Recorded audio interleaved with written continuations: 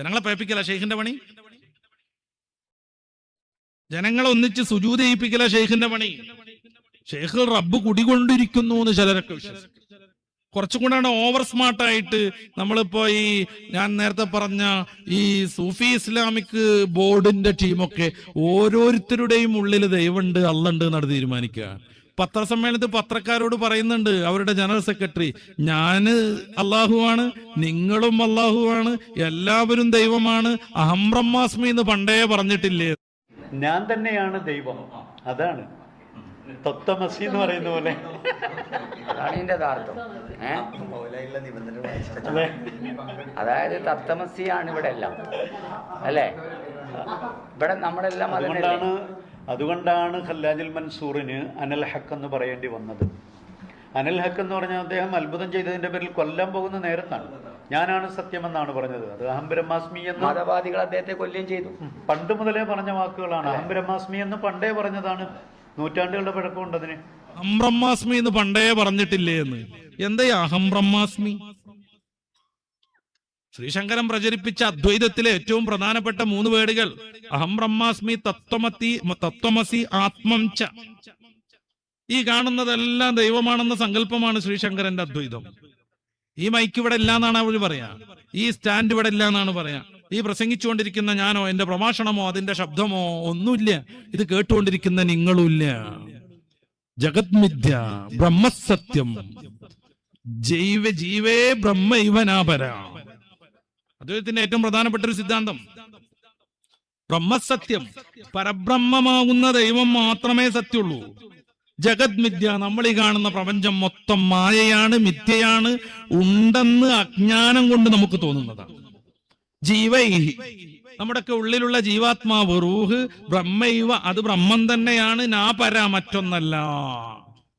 ഇത് ശ്രീശങ്കരൻ പ്രചരിപ്പിച്ച അദ്ദേഹത്തിന്റെ ഗുരുവിന്റെ ഗുരുവാകുന്ന നാരായണ മഹർഷി സ്ഥാപിച്ച ഒരു ആദർശമാണ്. ഒട്ടുമിക്ക സൂഫി പ്രസ്ഥാനക്കാരും ഈ ഒരു ആദർശത്തിൽ ആകൃഷ്ടരാകും. എന്നിട്ട് പറയാം ഞാനും ദൈവമാണ്. പത്രക്കാരോട് പറയാൻ നീയും ദൈവമാണ്, ഞാനും അള്ളാഹുവാണ്, നീയും അള്ളാഹുവാണ്. പരിശുദ്ധ ഇസ്ലാമിൽ ഒരു ചെറിയ വാക്കുകൊണ്ട് ഇത് ന്യായീകരിക്കാൻ ആർക്കെങ്കിലും സാധ്യമാണോ? ആണോ? എന്താണ് പടച്ച റബ്ബ് ഖുർആനിലൂടെ പറയുന്നത്? സൂറത്തു അൽ ബഖറയുടെ 255-ാം വചനം, സയ്യിദുല്ലായ ആയത്തുൽ കുർസി, അല്ലാഹു ലാ ഇലാഹ ഇല്ലാ ഹുവൽ ഹയ്യുൽ ഖയ്യൂം. അവനാണ് അല്ലാഹു. ലാ തഖുദുഹു സിനത്തും വലാ നൗം. അല്ലാഹുവിന് ഇങ്ങനത്തെ ക്ഷീണം കാര്യങ്ങളൊന്നും ഉണ്ടാവില്ല. അല്ലാഹുവിന് കൃത്യമായ സിഫത്തുകളുണ്ട്. അവൻ കേൾക്കുന്നവനാണ്, കാണുന്നവനാണ്, മഹാശക്തനാണ്, മുരീദാണ്. അല്ലാഹു ഹയ്യാണ്, ഖദീമാണ്, ബാഖിയാണ്. ഇതൊന്നുമില്ലാത്ത നിർഗുണ ചൈതന്യം എന്ന് പറയുന്ന ഒരു ആത്മാവ് എന്ന് പറയുന്ന നിർഗുണ ചൈതന്യം, ഒരു സിഫത്തുമില്ലാത്തൊരു ചൈതന്യം, അതാണ് അദ്വൈതം മുന്നോട്ട് വെക്കുന്ന ദൈവം. ഈ ദൈവസങ്കല്പത്തെ കട്ടെടുത്തിട്ട് സനാതന ധർമ്മത്തോടൊപ്പം നിലനിൽക്കലാണ് ഞങ്ങളുടെ ദൗത്യം എന്നും പറഞ്ഞിട്ട് സർവ മനുഷ്യരെയും പഴപ്പിക്കാൻ വേണ്ടി അള്ളാഹുവിൽ നിന്നുള്ള വിശ്വാസത്തിൽ നിന്ന് പച്ച കുഫ്രിയത്തിലേക്ക് കൊണ്ടുപോവുക. പേരെന്ത്? സൂഫി ഇസ്ലാമിക് ബോർഡ് ഓഫ് ഇന്ത്യ. നമ്മളൊന്നും പറയണ്ടേ? നമ്മളിതേ കുറിച്ച് ഒന്നും പറയണ്ടേ? കേട്ടവർ അങ്ങനെ മിണ്ടാണ്ടിരിക്കലാണോ വേണ്ടത്? എത്ര കുഫ്റുവാദങ്ങൾ ഇരുന്ന് പറയാം. പ്രസിഡന്റ്, അള്ളാഹുവിന്റെ റസൂൽ വന്നത് ഇസ്ലാം പ്രചരിപ്പിക്കാനൊന്നുമല്ല, സ്നേഹം പ്രചരിപ്പിക്കാനാണ്. ഇസ്ലാം മതം നബിതങ്ങൾ പ്രചരിപ്പിച്ചിട്ടില്ല. നബിതങ്ങൾ പ്രചരിപ്പിച്ചത് സ്നേഹമാണ്. സ്നേഹം മാത്രം, എല്ലാത്തിനെയും സ്നേഹിക്കണം എന്ന് പരിശുദ്ധ ഇസ്ലാം റസൂലും സ്നേഹിക്കാൻ പറഞ്ഞിട്ടുണ്ട്. എന്ന് കരുതിയിട്ട് എന്തിനും സ്നേഹിക്കലോ? ശിക്ഷിക്കേണ്ടടുത്ത് ശിക്ഷിക്കണം, സാക്ഷിക്കേണ്ടടുത്ത് അത് ചെയ്യണം, ദേഷ്യം പെടേണ്ടടുത്ത് അത് ചെയ്യണം, യുദ്ധം ചെയ്യേണ്ടടുത്ത് അത് ചെയ്യണം. സ്നേഹോ, എല്ലാം സ്നേഹോ. മതം എന്നുള്ള രീതിയിൽ ഇബാദത്തും ആരാധനയും നിസ്കാരങ്ങളും ഒക്കെ 120 വർഷം മുന്നേ സംഘടനക്കാരുണ്ടാക്കിയതാണെന്നാണ് അവർ പറയുന്നത്. സംഘടനക്കാരുണ്ടാക്കിയത്. അതുവരെ പരിപാടികളൊന്നുമില്ലേ? 13 വർഷം മുത്ത് റസൂൽ സല്ലല്ലാഹു അലൈഹി വസല്ലം എല്ലാ പീഡനങ്ങളും സഹിച്ചു. സഹികെട്ടാണ് സ്വന്തം ദേശവും വീടും പശ്ചാത്തലവും വിട്ട് യസ്രിബിന്റെ മൊട്ടക്കുന്നുകളിൽ അഭയം പ്രാപിക്കുന്നത്. പിന്നെ 2 വർഷം മദീനയിൽ ഇസ്ലാമിക രാഷ്ട്രം രൂപപ്പെട്ടു വന്നപ്പോഴും അത് സഹിക്കാൻ ശത്രുക്കൾക്കായില്ല. 15 വർഷം നിരന്തരമായി അവർ പീഡിപ്പിച്ചപ്പോ പരിശുദ്ധ ഖുർആൻ സൂറത്തുൽ ഹജ്ജിലെ 39-ാമത്തെ വചനം അവതരിച്ചു, യുദ്ധം ചെയ്തോളൂ എന്നും പറഞ്ഞിട്ട്. സ്നേഹം എന്ന് പറഞ്ഞാൽ ചില മതഗ്രന്ഥങ്ങളിലൊക്കെ നമ്മൾ കാണുന്നുണ്ട്, ഇവിടെ അടിച്ചാൽ ഇപ്പുറം കാണിച്ചു കൊടുക്കണം എന്ന്. ഏത് രീതിയിലാണ് അങ്ങനെ ചെയ്യാൻ പറ്റുക? ഇവിടെയും അടി കൊള്ളാതിരിക്കാൻ വേണ്ടിയുള്ള പ്രവർത്തനങ്ങൾ നടത്തണം. റസൂലുള്ളാഹി സ്നേഹമാണ് പറഞ്ഞത്, മതം പ്രചരിപ്പിച്ചില്ല, ഇസ്ലാം പ്രചരിപ്പിച്ചില്ല. എന്നിട്ടോ എല്ലാ മതങ്ങളും ശരിയാണ്. ക്ഷമിക്കണം, അങ്ങനെ പറയാൻ പറ്റൂല. ഇപ്പൊ രാത്രിയാണ്, ഇപ്പൊ രാത്രിയും പകലും എന്ന് എങ്ങനെ പറയാം? എല്ലാ ശൈഖന്മാർക്കുള്ള രസമാണ് ഇത്, സർവമത സത്യവാദം.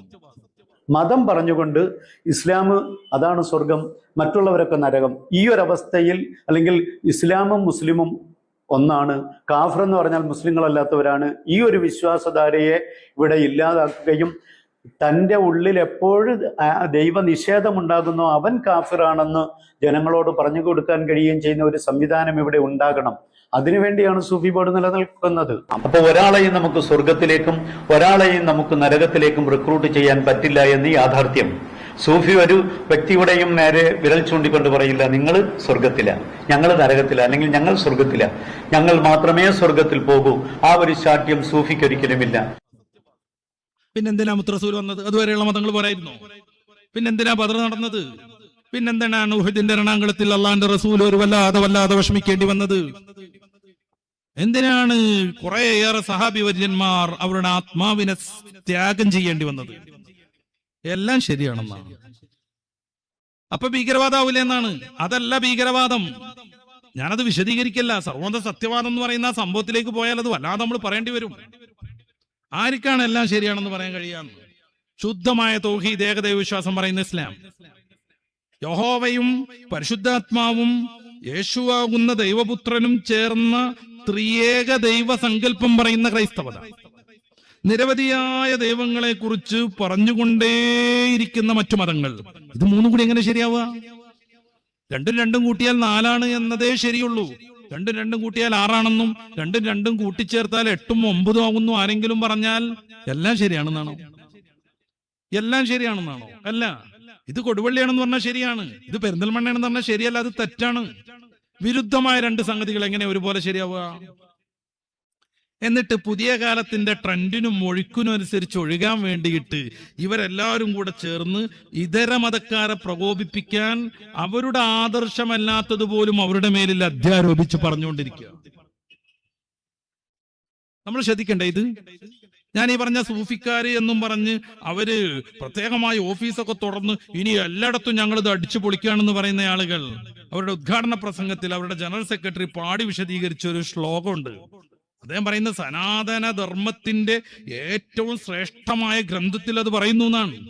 ആകാശാത് പതിതം തോയം, ആകാശത്തിൽ നിന്ന് പതിക്കുന്ന ഓരോ തുള്ളിയും യഥാഗച്ഛതി സാഗരം, കടലിലേക്ക് എങ്ങനെയാണോ ഒഴുകിപ്പോയിക്കൊണ്ടിരിക്കുന്നത്, സർവദേവ നമസ്കാര കേശവൻ പ്രതിഗച്ഛതി.